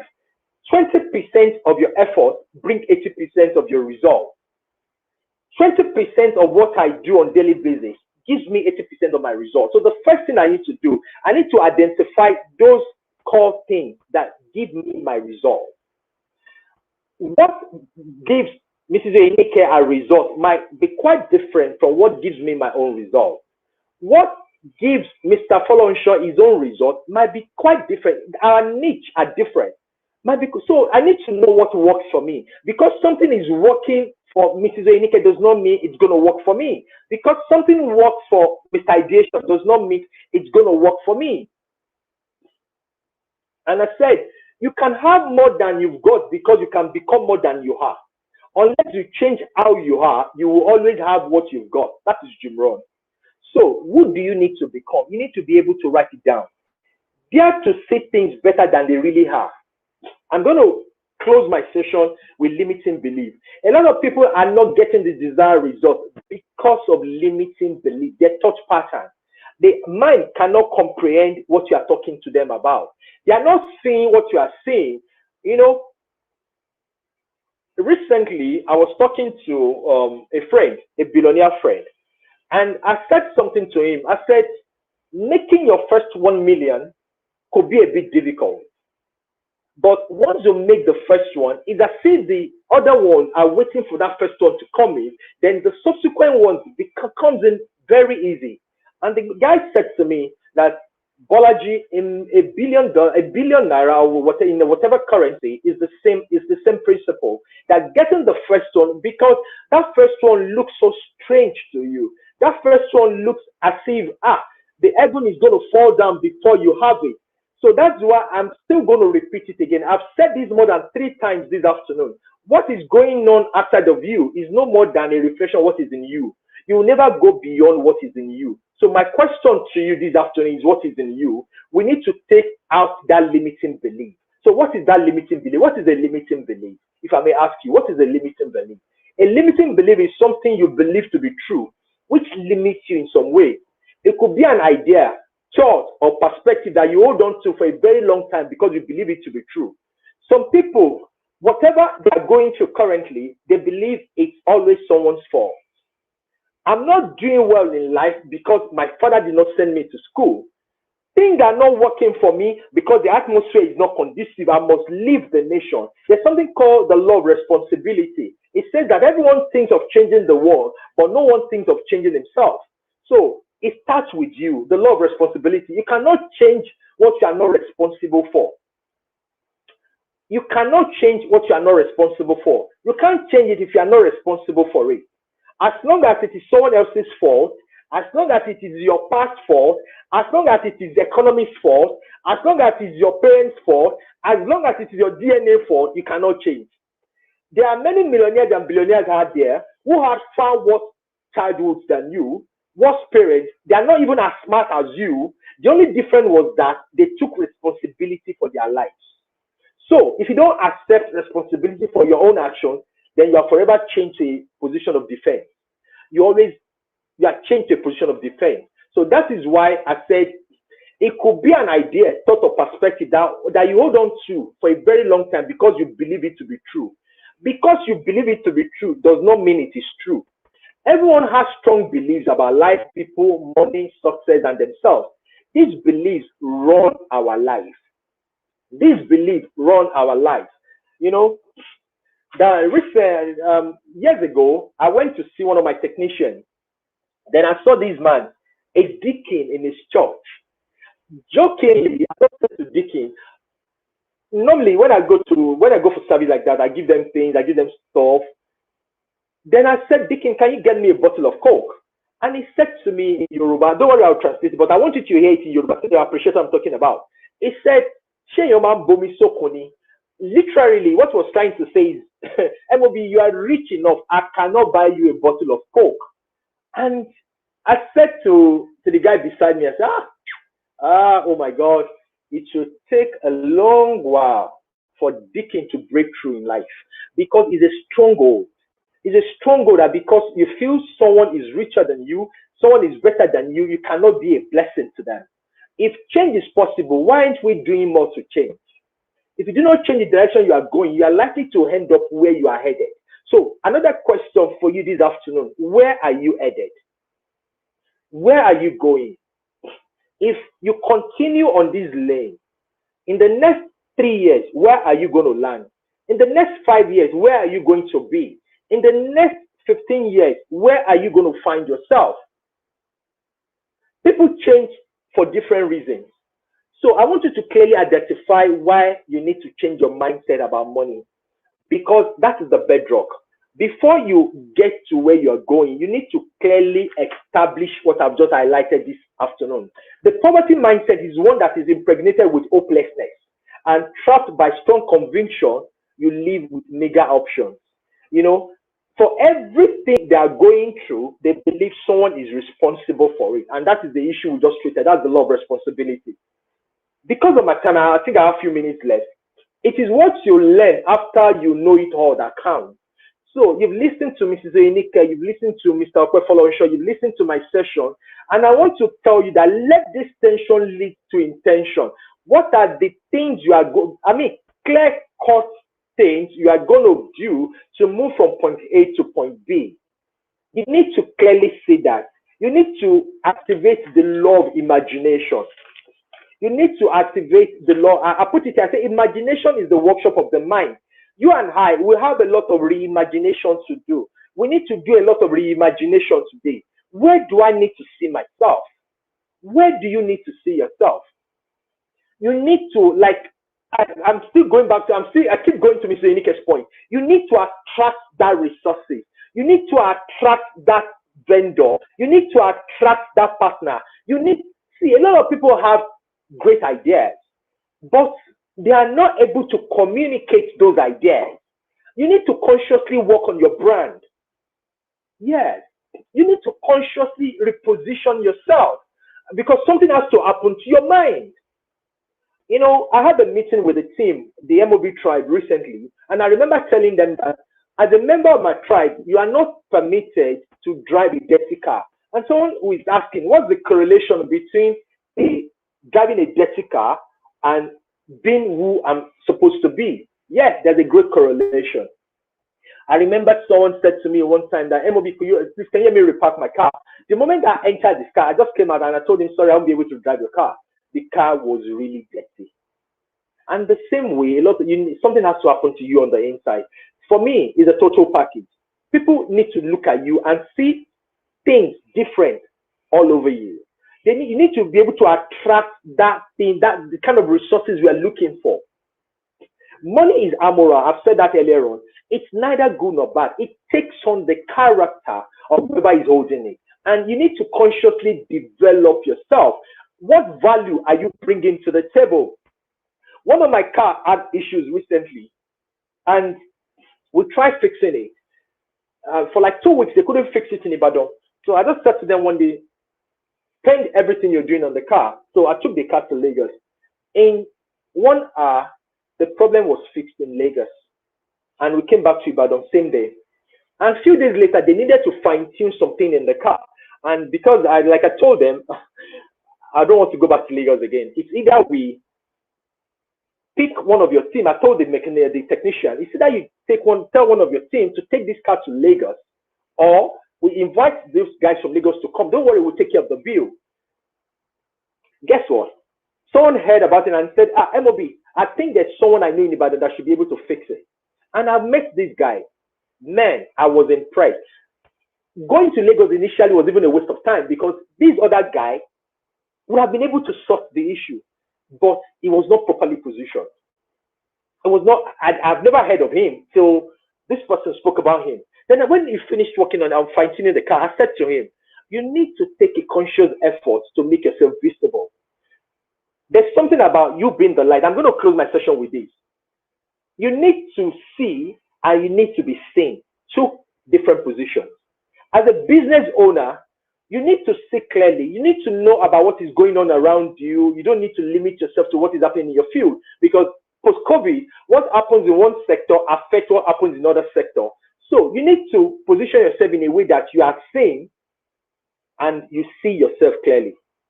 So my question to you this afternoon, are you being seen? How are you repositioning yourself? So let me quickly talk about the reasons why people change. People change for the following reasons. When they hurt enough that they have to. When they hurt enough that they have to, that means they're under so much pressure that they have no choice but they have to change. When they see enough that they are inspired to.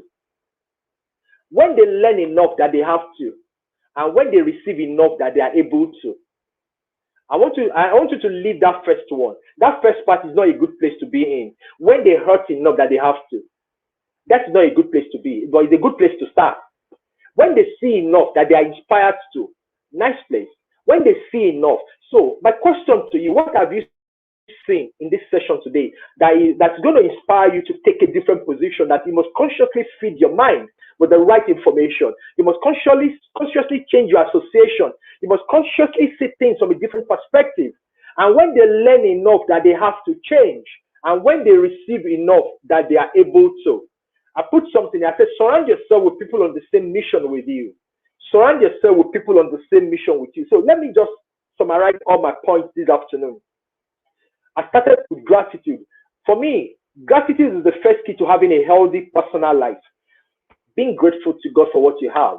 When you are grateful for where you are, you know that God, I know I'm not where I ought to be, but I'm still grateful for where I am. Because like I said to my children this morning, there are people that will scatter this day together that are not here again. It's not because you are better than them. There are people going through worse situations, not because they don't have access to information, not because they are not even doing the right thing, but things are not just working for them. I don't want to go deep into that. So what are you doing consciously to close the gap I spoke about earlier on? That's the difference between what you know and what you're doing. So that has to happen after this session.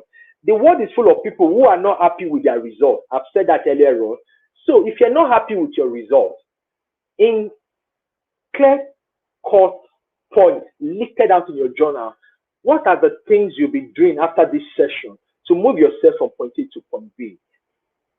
Wealth starts from the mind. I'll be closing my session with this. Wealth starts from the mind.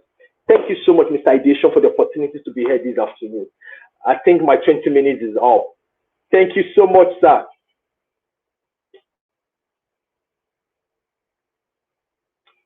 Hello, hello,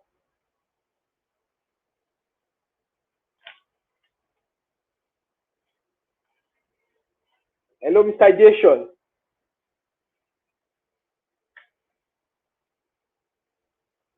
I think.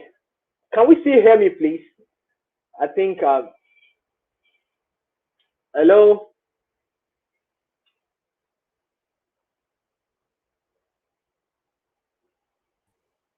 Yes, we can Oh, hear you. thank you so much. So, Mr. Jason, Yes. I'm okay with the session. Thank you so much. Wow, what a great time we had. I it's been a very powerful session, right from Mrs. Oyenike, Mr. Obe, and your session as well. And I am so grateful for this. It's really been a great time, and I will not dare to see things better than they are. That will really, Mm, I mean, it's really, it struck me, you know. You have to, of course, go. I mean, a long way. You have to at least, go a longer way in saying things, all right, and then for you to be able to bring out, something great out of it. Mr. Okwe, please, can you come up? Can you please come on? Um, I think Mrs. Adeleke is still in transit. All right, but let's be hopeful that she'll join us now because we're actually rounding up the program where, of course, we started a late, very late, because of the technical issue, but of course, I can say critically that we've really had a great time today. It's really been a great time, a great session. All right, with lots of, I mean, information, which is very important, and that's the beginning of transformation. If you cannot create time to sink in information, receive mm. information, process it, then of course apply them appropriately, there's not going to be transformation. So once again, I want to say thank you to you all, our speakers, for doing great justice to this. And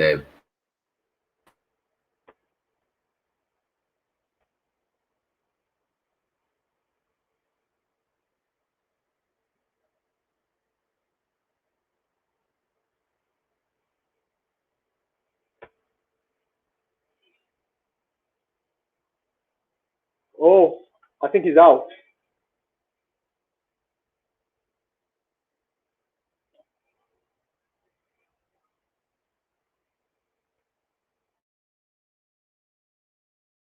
let me also say that this is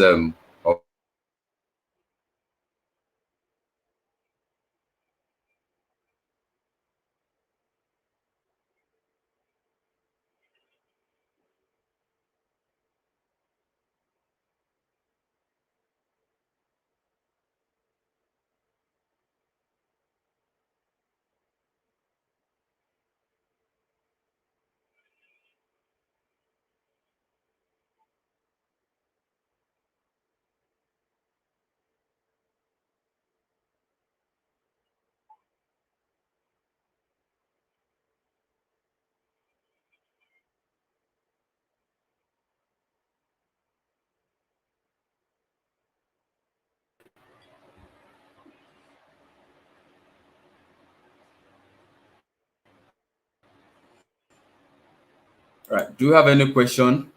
Any question, observation, information, before we close this program today?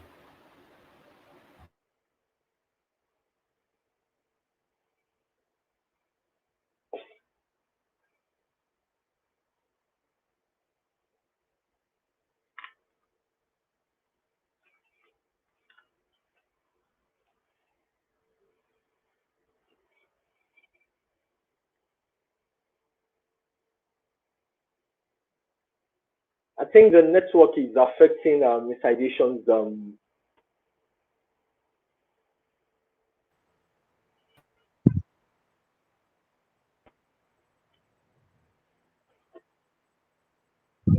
But seriously, I actually have a question for Mr. Okwemi. Okay, I'm with you. What are your lessons, your greatest lessons from the year 2020 till date? I mean, some lessons from the year 2020 that is making a whole lot of difference for you in 2021. Mm, You know, something happened to me. Um, I just discovered that 2020 taught us a lot of lessons. But I would like you to share your own experience with us. What were the major lessons you brought from 2020 that have given you the desired result in 2021 currently? yeah, for me, 2020 was a very unique year. Unique in the sense that it was essentially a year of a self discovery for me. You know, Mm, learning. It's the I mean, because of the lockdown, because of the changes, global changes, and everything. So it made me to rediscover myself. And when I say rediscover myself, I don't mean in a very vague manner. I mean, so I mean, it's I'm trying to look at the right expression. You know, I've discovered that there is still a lot to do. There is still a lot of mm, changes to make around. There is still a lot of things to in terms of achievement, in terms of management of self awareness, self discovery. So then the biggest of all is this change management thing that yeah. you prepared for, and anything can happen. So for me now, I am prepared for changes. I'm almost ready to face things end on. I don't maybe because of what happened last year. For me, if anything, I will hardly be shocked by any experience now. So I'm better prepared for change. So coming into this year, for me, I think. I'm better to adapt to so many things. In fact, a lot of things that I would naturally would not do, a lot of opportunities that I would Mm, naturally not consider before coming into this year, I look things that I would say, no, no, no, no, I don't want to do. Based on some principles. But now, if anything comes, at least I will look at it first and see if there are opportunities here and there. So it made my mind open to more opportunities. mm. So I think that is the biggest Oh, lesson that I need to leave it very open. You have to be open to opportunities. I really actually loved your answer because my own greatest lesson from 2020 to 2021 is the attention to details. Attention to details. The year caught a lot of people is unaware, and a lot of people didn't find it funny at all. And I saw something here. It said a lot of people lack attention to details. The more you care about details, the closer you are to greatness. I was still meditating on this when I saw a piece written by Donald Trump recently. He said, according to Donald Trump, God is in the details of you. God is in the details, and you need to be there too. I couldn't run a business any other way when I'm talking to a contractor or examining a site or planning a new development. No detail is too small to consider. And that is my key lesson that we need to be detailed. Like your session, I have my notes here. Mrs. Enike's session, I have my notes here. And I want to go back and meditate on some of your thoughts so that I'll be able to draw an inference that, okay, what is my takeaway? I've been here for over 2 hours. I need to be able to know that I left this meeting with A, B, C, and that is not even enough. What am I going to do with those A, B, C, and D? And I need to measure the result of those A, B, C, and D so that by the time the results start coming, I can call you at Mr. Ideation and say, oh, because I came for that meeting, look at what happened between now and this This period. and And this. that's why the lesson for me is attention to details. Thank you so much, Mr. Folonshaw. Thank you.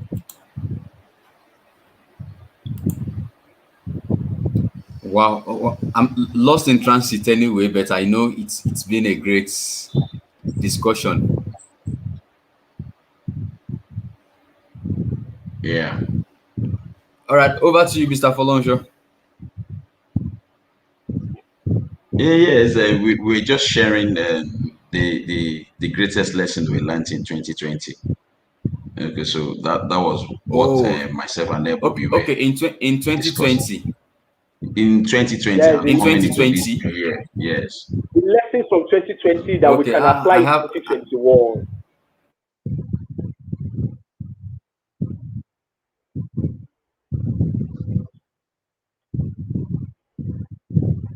Wow. The network is really bad there. Yeah, the network is really bad. Yes.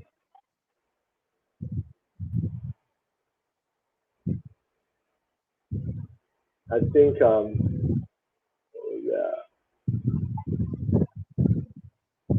I think he's out.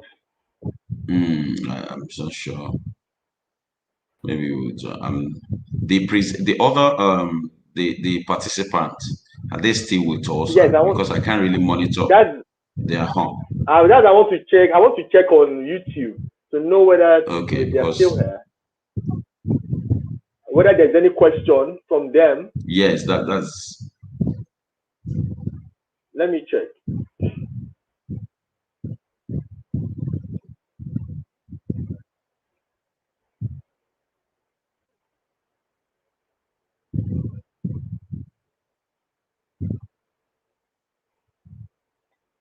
And okay, I'm in there, but I can't see any. I can't see any question. okay.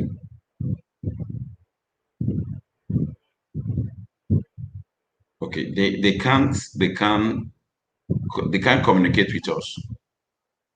No, I can't see anybody in there. I can see the. Oh, There's okay. nobody in that chat again. There's nobody in that chat again. I think they've left. Okay. Maybe we might as well call it a day. Exit.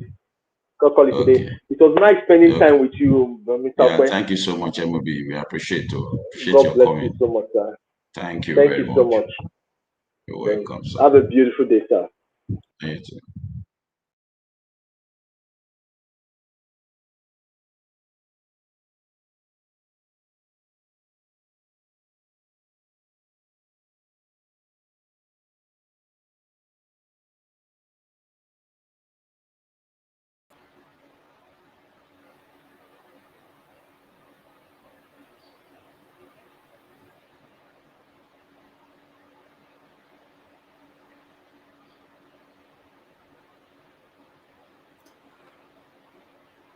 All right, everyone. Thank you so much today. It's been a great time.